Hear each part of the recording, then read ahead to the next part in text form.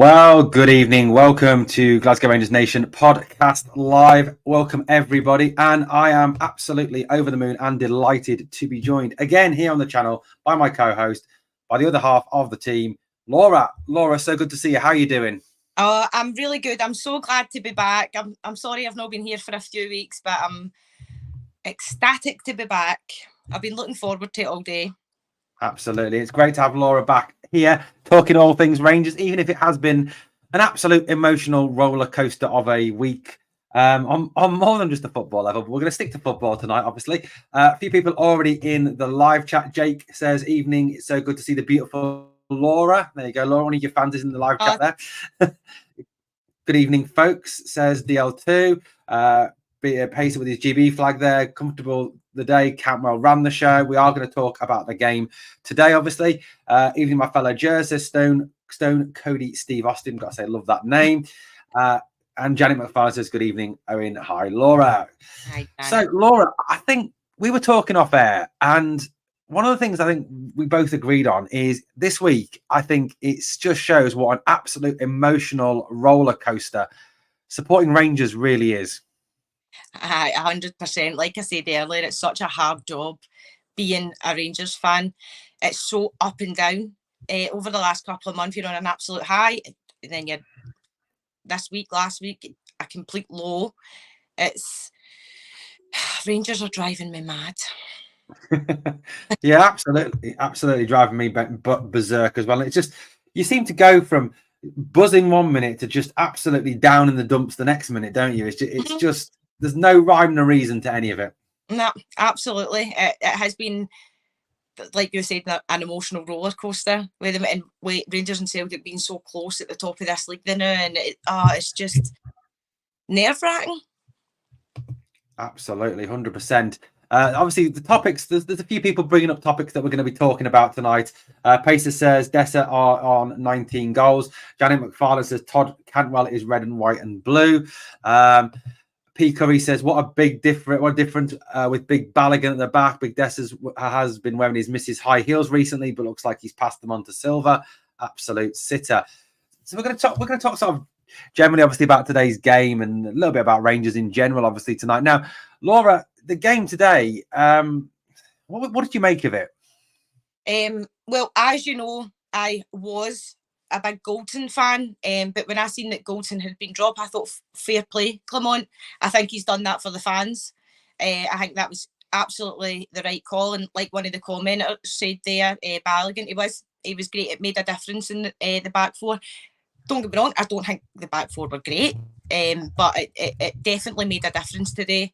But I was happy to see Goldson being dropped today.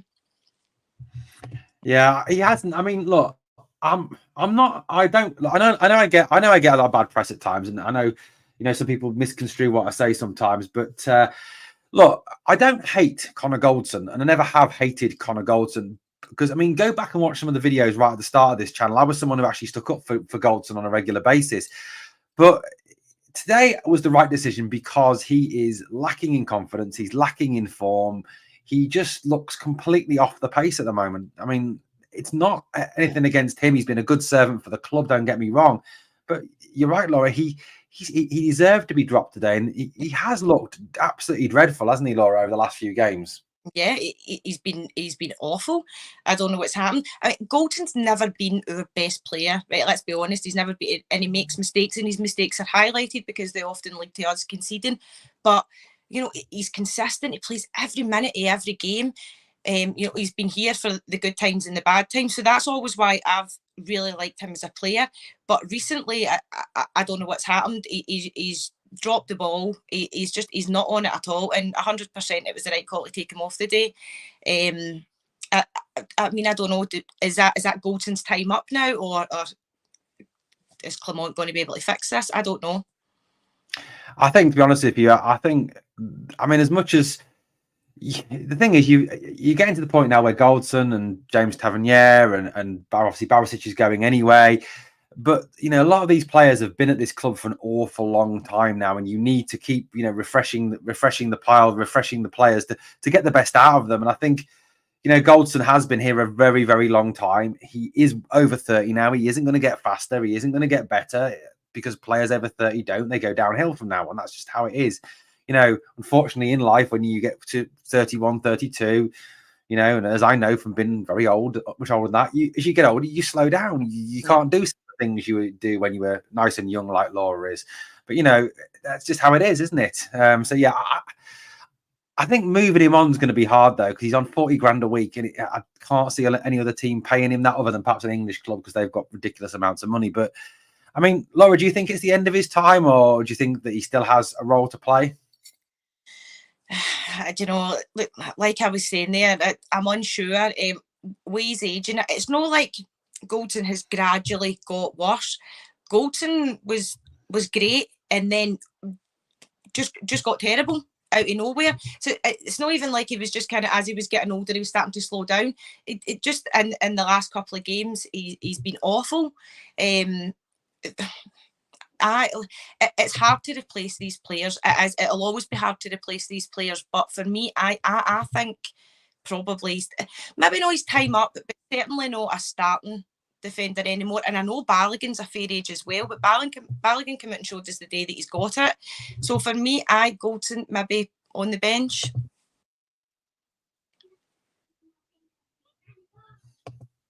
Yeah, I think so. Yeah, I think Goldson for me, the rest of the season needs to sit out. Obviously, the rest of the season and miss. And I think Balogun, who was brilliant today, he looked rock solid. He looked absolutely fantastic. I really do think he has a big role to play for the last 5 games of the league season. Obviously, now 6 games with the cup final as well. Laura Aldo in the live chat makes a good point, and this is something I spoke about on my quick reaction video to the game today. Sima worries me, cursed with injuries. When he went off, I just thought, why him of all the players? Why him? And if he's going to be out for any length of time, he's going to be a huge miss for us. I completely agree.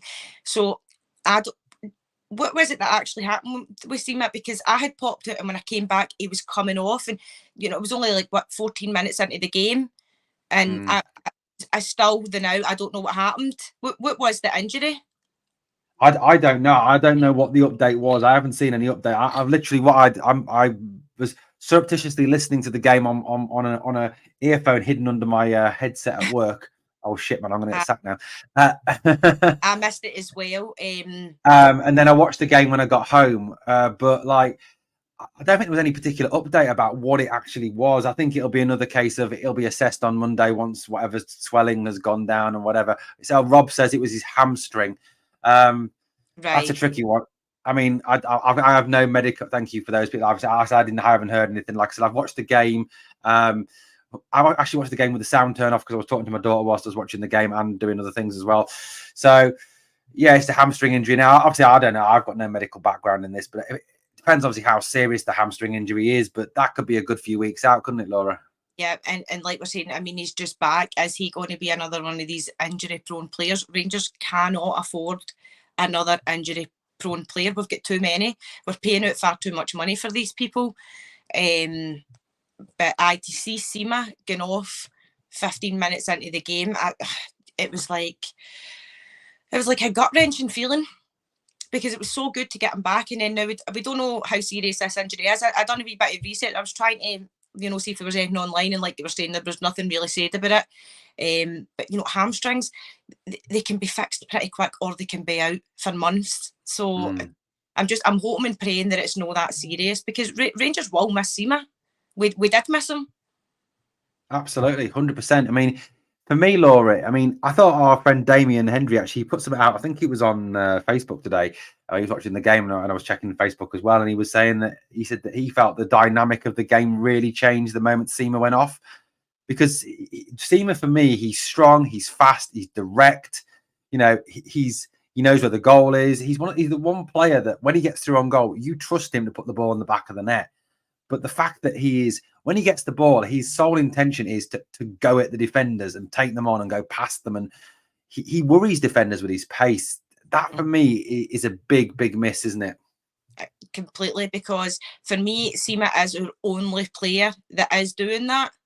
and to have him back and knowing that we had that again where he's big and strong, and he does worry defenders, like you were saying.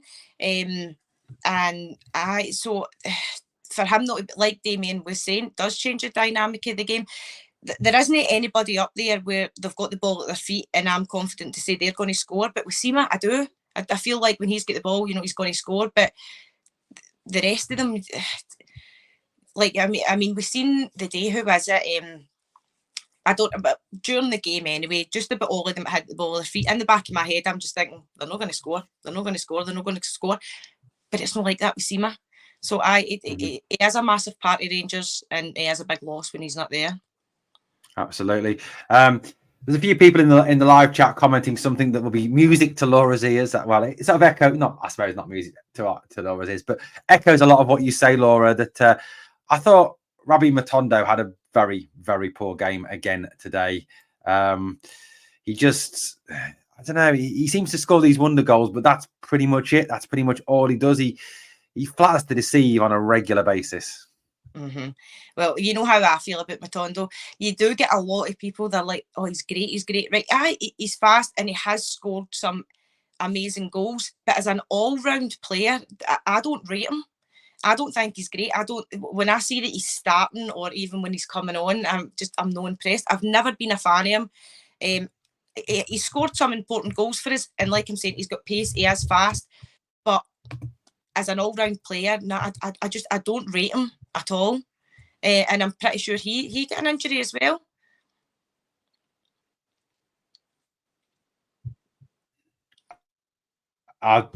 Yeah, apparently had an ice pack on his knee. Apparently, when he came off. So, I mean, it's just all at the wrong time again. Obviously, with Oscar Cortez already out for pretty much for the rest of the season. I think they said he might be back for the last game of the season, which is pointless. Danilo seems to not be getting back anytime quick either. Too. So it is worrying the amount of injuries we seem to be picking up on a regular basis. I think P. Curry makes a good point here. Matondo isn't a starting player; he's an impact player. I suppose that is a good point actually, because the speed is something you can use against tiring defenders. But yeah, I think you're right. That he is certainly not a starting player. I think Blue Nose John makes a great point here as well, and it's ludicrous the amount of gilt-edged chances we pass up. Laura, I mean, today listening and then obviously watching back, I thought Cantwell today was excellent. Don't get me wrong; I thought he was really, really good in terms of how he ran the game, and he actually did for the first time in a while step up in a big game. But the one thing that he lacked, and I think we lacked as a team, is that real cutting edge ball, that finish, that just something in the final third that they seem to have, even though they're bad, but we just don't seem to have our lead up play onto that final third.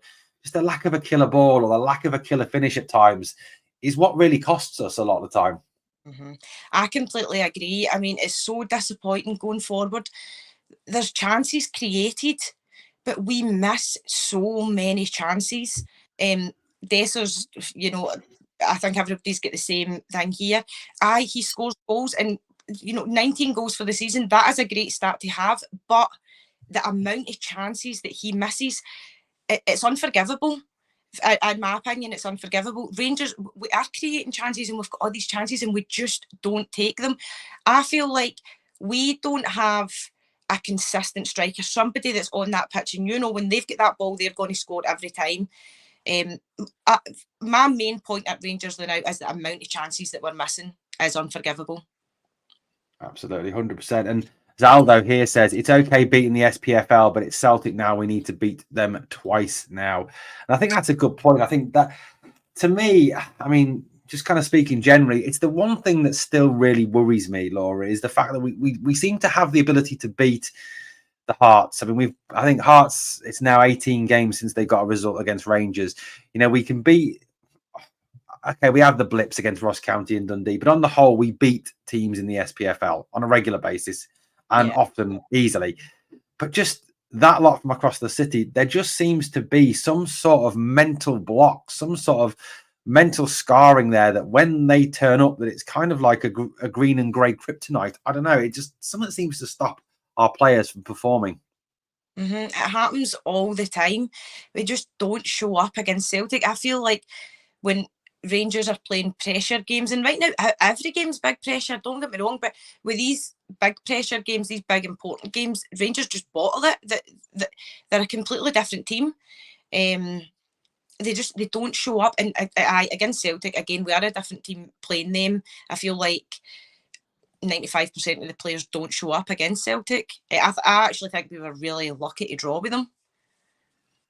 Yeah, I think, we were very poor in that first half, and it was a second half comeback, wasn't it? But I think, overall today, like I said, I thought Cantwell was outstanding. I thought Balogun was outstanding. Another player for me, Laura, who came back today, who I thought made a huge difference, and it has been a massive miss.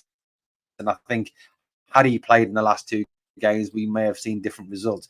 Mohamed Diamande, what was your take on Mo Diamande today? I thought, do you know what? I thought he played brilliant. For the minute he came on the park, made a big difference. He put 100% effort in. I credit where it's due. I think I was really happy to see him come in the day. I really was, and I think he played great. I'd like to see him get a lot more time now at Rangers. A few of the players today did impress me, Cantwell as well. But Diamande, I'm a big fan.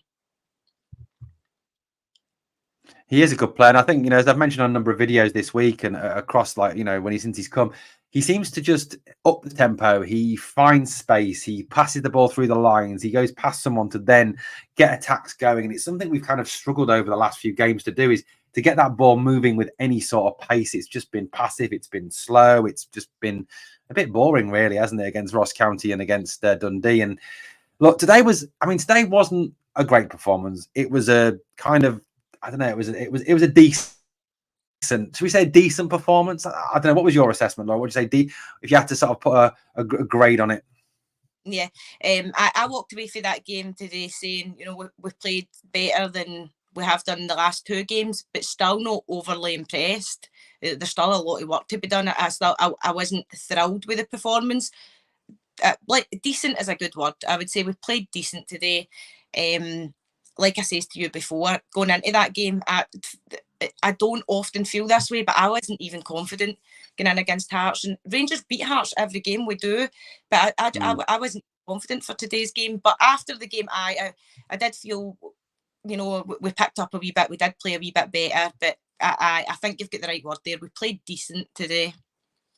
Yeah, I think it's just about sort of keeping that going. Obviously, St Mirren next up is the big one. That's another big game coming up, and then obviously it's Killie, and then Celtic, and then I think it's Dundee, and then it is Hearts away on the last day of the season. Kyle's 1-1-1-1-2-0. Reminds me of Beverly Hills 5-0-2-1 when I was a kid. That was a 5 out of 10 shit to watch. We needed that technical player to fit in small pockets, which when teams put 11 men behind the ball, more running at players and directness. That's obviously what old Mo Diamande does. I think, today, and I think someone, Sid here says, Clement got the team spot on today. I think with what he has at his disposal at the moment, Dessa's scored 2 good goals today. Don't get me wrong. He did very well with those goals. He did still miss some chances. He worked hard. He is the enigma. But he is all we've got at the moment. And I think what Clement did today in terms of his side was kind of the best he could do with what he's got at this moment in time. Aye, absolutely. I was quite happy with the team today. I thought Clement done well. Again, I do think he dropped goal. Well, he's obviously had a few reasons to drop Goldson. I think main reason being for the fans. I think he's listened to the fans. And he's done well. It probably wouldn't have been the team that I would have picked, but when I seen it, I thought, he's got it right.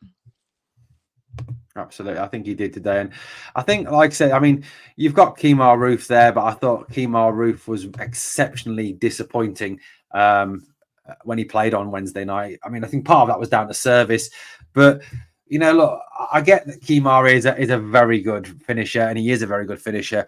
But his lack of match sharpness, his lack of match fitness is what is costing him. And Laura, he's just got it at the end of the season. I don't care what he does in these next 5-6 games. He's got to go, hasn't he? I completely agree. Being one of your highest paid players, when one, he's so injury prone, two, as an all round player, He does have fantastic finishes and he does score goals, and that is really important. But again, as an all-round player, I just don't feel like he's got it anymore. And I completely agree. I think his time at Rangers is up. I actually thought his time at Rangers was up a while ago. I think he has to go. Yeah, absolutely. And I just think, like I said, like Carl says here, about getting the service. The service was poor, and it has been poor the last few games. Hopefully that's something that will improve now Diamande's back. Obviously not having Sima will be a concern, but I think Sid makes a good point here. And I think there's two players I really want to talk about, next. And these are two players I think are very important to this Rangers team, and are probably two of the best players on the squad at this moment in time. That is Ridvan and Sterling. Now, Sid says Ridvan comes back, we can move Sterling into a position where he can do some damage. I mean, just concentrating on Ridvan to start off with, Laura, I don't know what you think, but I honestly feel that he has been a huge miss. He was a miss in that Celtic game. He was certainly a huge miss for his width, the natural width he provides in the Ross County and Dundee games. But I think we really have missed Ridvan over the last few games. I've definitely missed him. I really like Ridvan. He creates chances. He's fast. For me, I never see him slacking. I feel like he's on his game every minute that he's on the pitch. He's always trying. He's a massive part of Rangers, and he has a big miss. And I do want to see him back on the pitch again. Barisic, I was a fan of him, but I wouldn't bother if I never seen him play again. But Ridvan, I feel like I want to see him play again, definitely.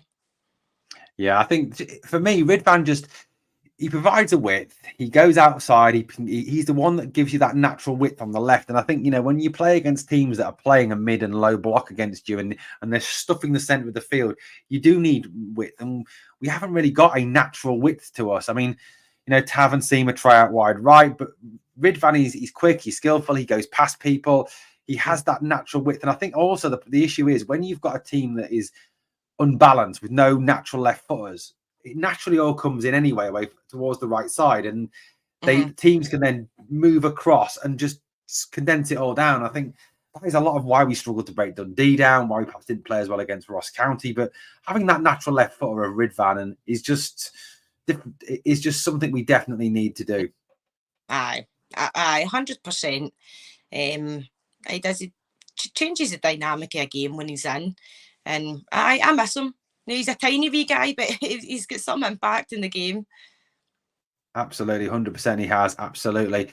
We've got to obviously talk about Dujon Sterling. Now, for me, before we get on to talk about Dujon's words this week, Dujon he's the one player who, wherever you play him on that field, and that could be left back, right back, defensive midfield, centre midfield, right wing, left wing, I think he'd even have a going goal if you asked him.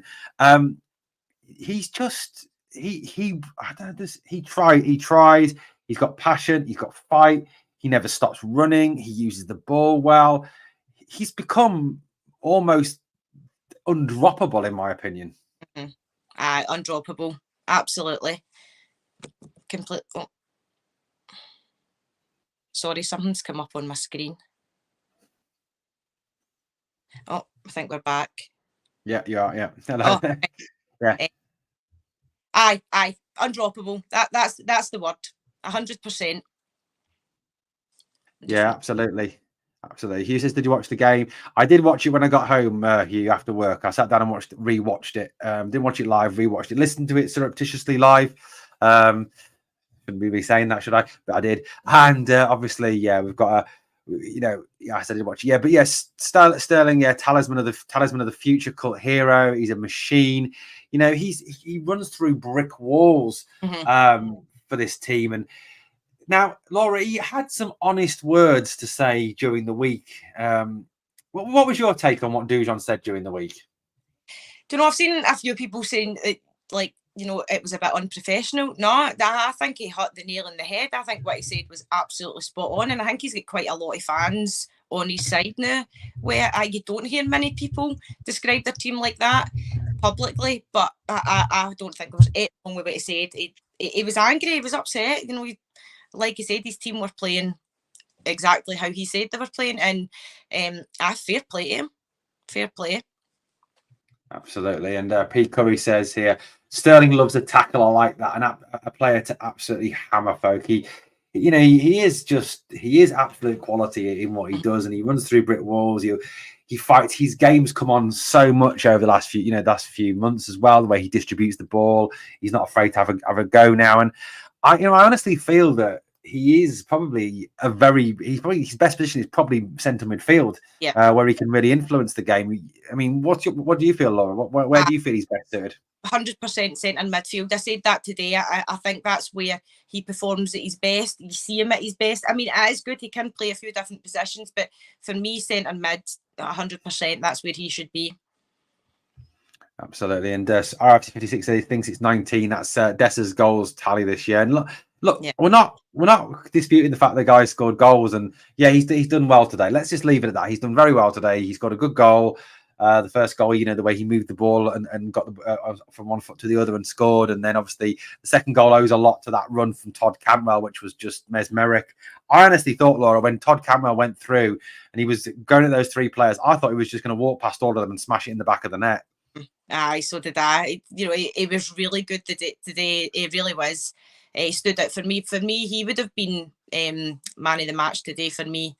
He done really well, really skillful. The Cantwell that we want to see, because we've not really seen that recently. So I was really impressed today. Absolutely, yeah. And I mean, I think one thing we kind of want to put straight, I think, is the fact that we criticise players when they don't play well. Of course we do. We'll praise them when they do play well. It doesn't mean we hate them. It doesn't mean we dislike them. Look, I'd love to see Cyril Dessers go on and score another 15 goals to the end of the season. Why? Because if he does, then at the end of the day, it means that Rangers are winning games. And I think not Laura. We don't. There's no players we hate. It's just that we criticise people when they don't play well. We don't. I think that's fair enough, isn't it? Aye, absolutely. You can't just praise the players because they play for the team that you support. The criticism is there for a reason, and it seems to be anybody I speak to now, they all have the same criticism. Everybody feels the same way about it as well. And I don't hate any of my players, absolutely not. But some of them are getting on my last nerve a wee bit, and going to have a wee bit of criticism towards them. I've had quite a lot of criticism to say recently. But that happens. That's what happens. Yeah, absolutely. There's a few people referencing the English FA Cup semi-final today, where Manchester United managed to blow a 3-goal lead, but still managed to win on penalties against Coventry City.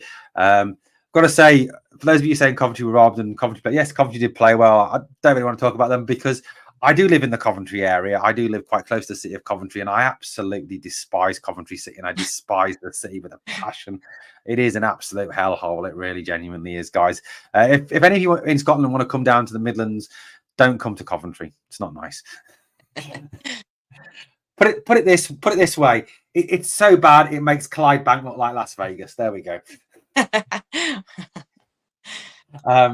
Makes Wishaw look like St. Lucia. That is a big statement. But yeah, I think, look, at the end of the day, guys, look, I think today Cantwell was class. I thought Sterling was class. Balogun was class. I thought, there was a number of players today played a lot better. Now, it was good for me. Another good thing to pick out from today, Laura, was Nicholas Raskin getting a game. Nicholas Raskin has obviously kind of gone missing in the last few months. Injury, some just not getting played. It was nice to see him back today. Yeah, it was. I was happy to see him back because there's a great player in there. Like you were saying, he's been missing for a wee while.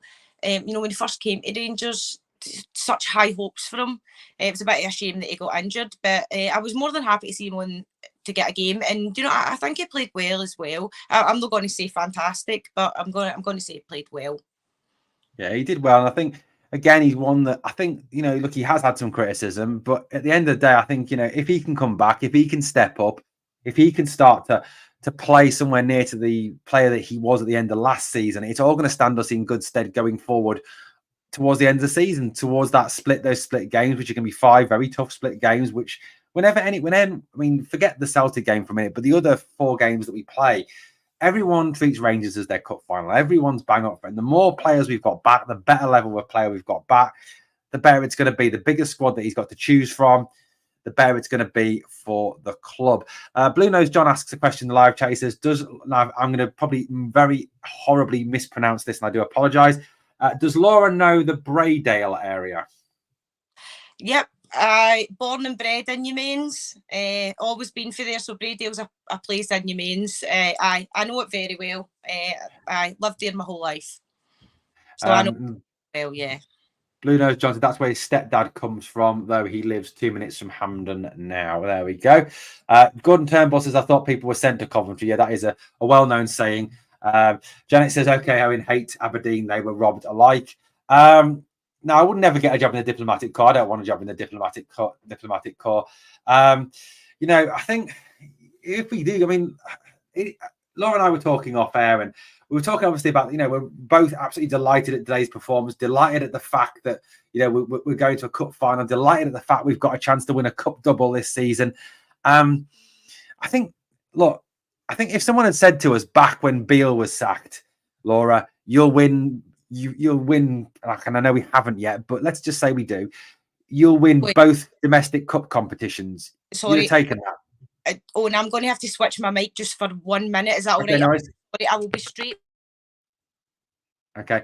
So yeah, I think Laura back in a minute, guys. Yeah. So I was saying, tell me what you think in the live chat, guys. I mean, if someone had said to us after Beale left, after the Aberdeen game, you'll win both domestic cup competitions.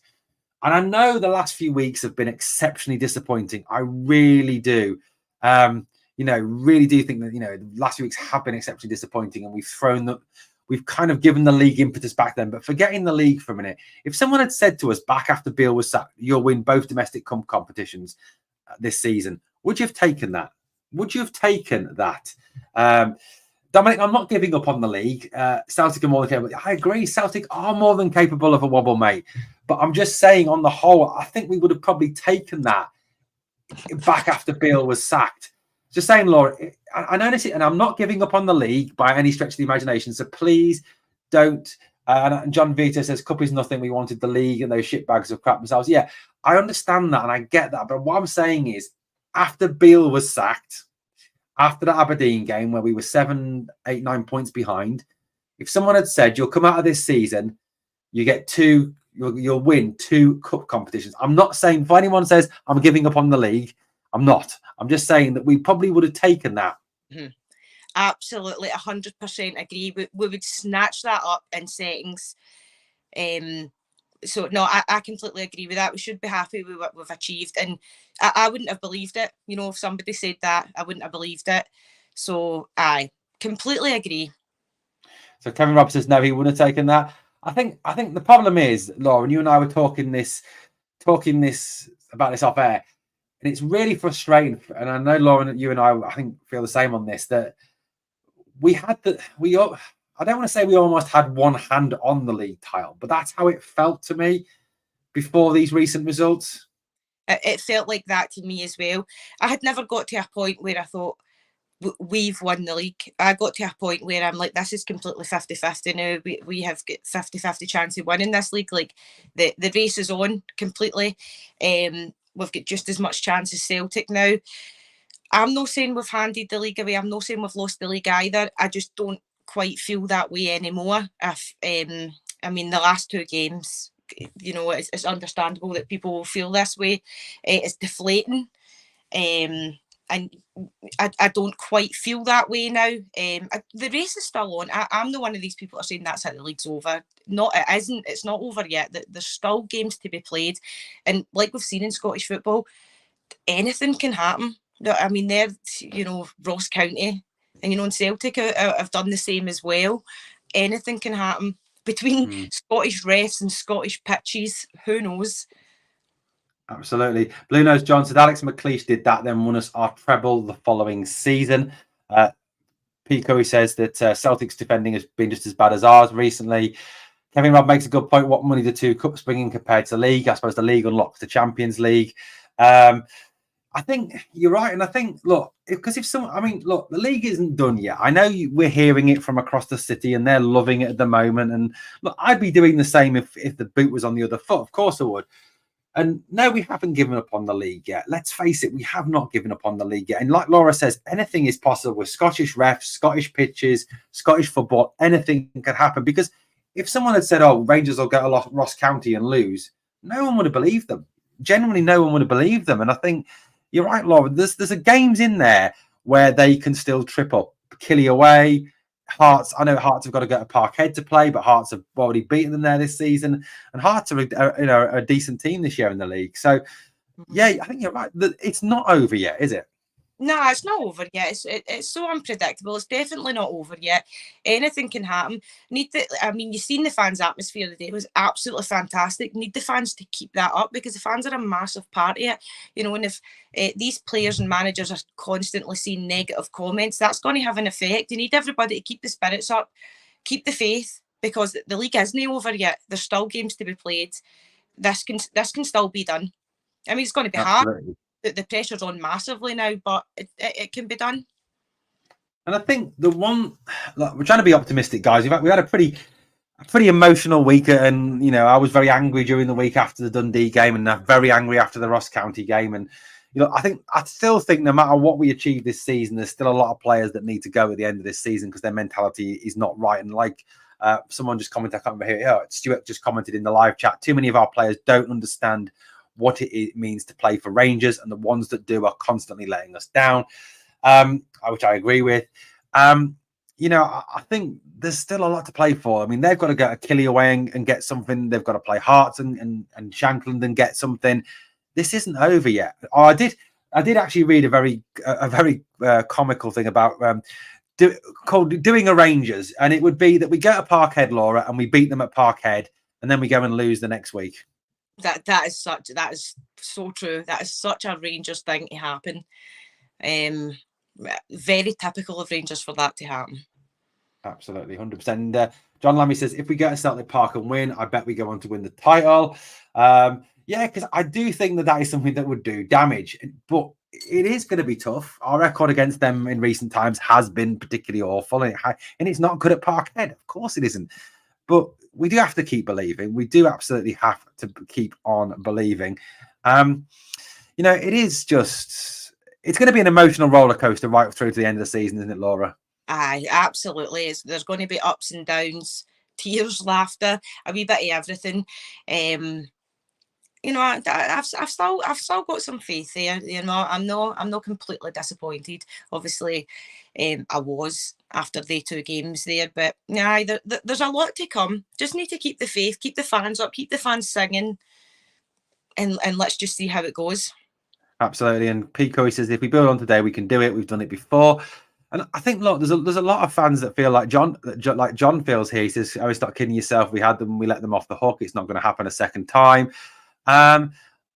Look, yeah, I understand completely both sides of the argument. I do, and it's almost how I feel a lot of the time.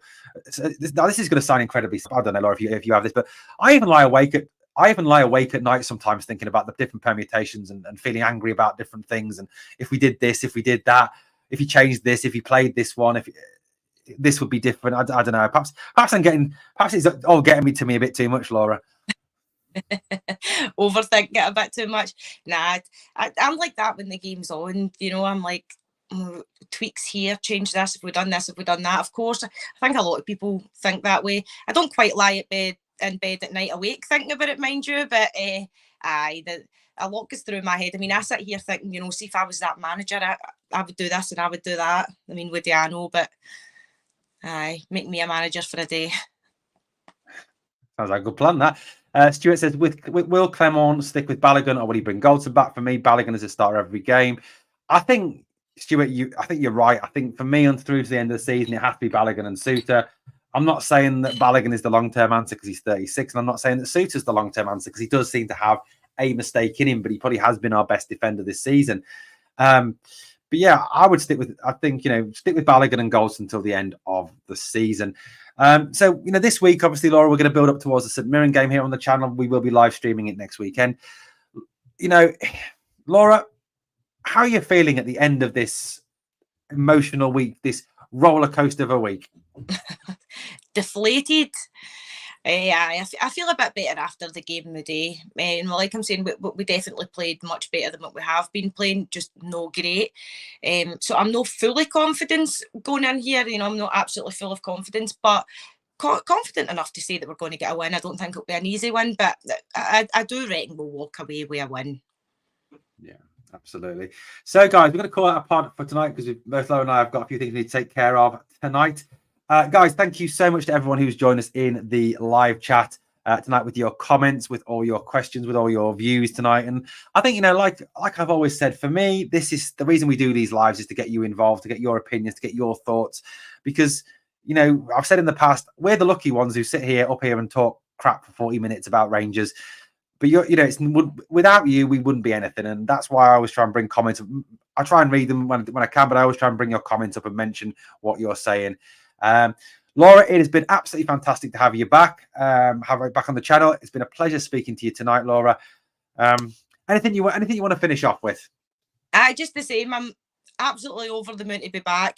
I do need to say hi to the guys for the Altus and Campus Nathan that have been talking about the podcast and tuning in. So hi to them. And please remember to give it a wee like and keep tuning in to Glasgow Rangers Nation. Blue Horizon says, what's the good-looking one, Owen? What do you mean, what's the good-looking one? It's certainly not me, Blue Horizon. I'm not the good-looking one. I've seen this face every morning in the mirror. So it's certainly not me, mate. Great catch you later, mate. Absolutely great show, guys. Thank you. Thank you very much. John says, congratulate. Well done, Lorah, tonight. Guys, thank you for watching. And as always, on the way out, if you could smash the like for me. And remember always, please never forget, we are the people.